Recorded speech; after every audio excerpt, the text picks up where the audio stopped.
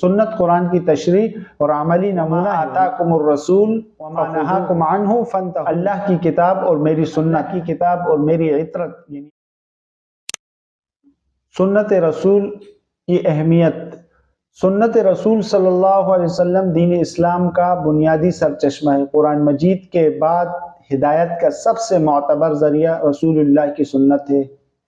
سنت دراصل نبی کریم صلی اللہ علیہ وسلم کے اقوال، افعال اور تقریرات کا مجموعہ ہے جو ہمارے لیے مکمل عملی نمونہ ہے۔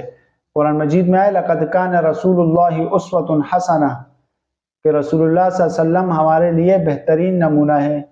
اللہ تعالیٰ فرماتے ہیں خود جو رسول تمہیں دین دے وہ لے لو، وَمَا آتَاكُمُ الرَّسُولُ فَخُذُوهُ اور جو نبی دین تم سے روک لے اس سے رک جاؤ، وَمَا نَهَاكُمْ عَنْهُ فَانْتَهُوا۔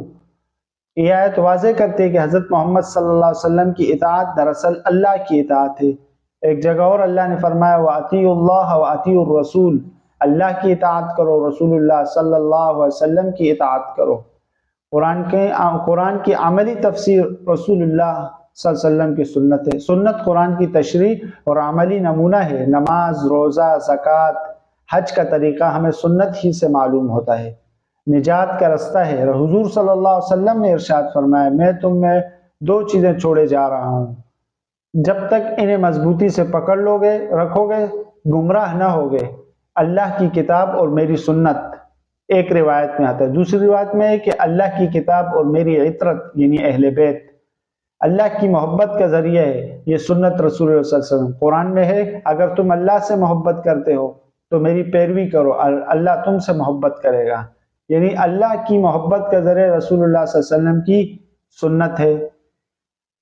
زندگی کا مکمل ضابطہ حیات ہے، زندگی کا مکمل ضابطہ سنت ہمیں عبادات، معاملات، اخلاق اور معاشرت ہر شعبے میں رہنمائی دیتی ہے۔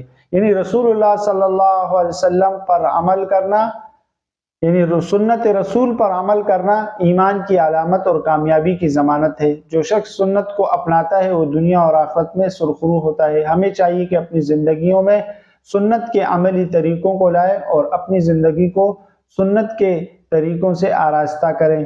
وما علینا الا البلاغ المبین۔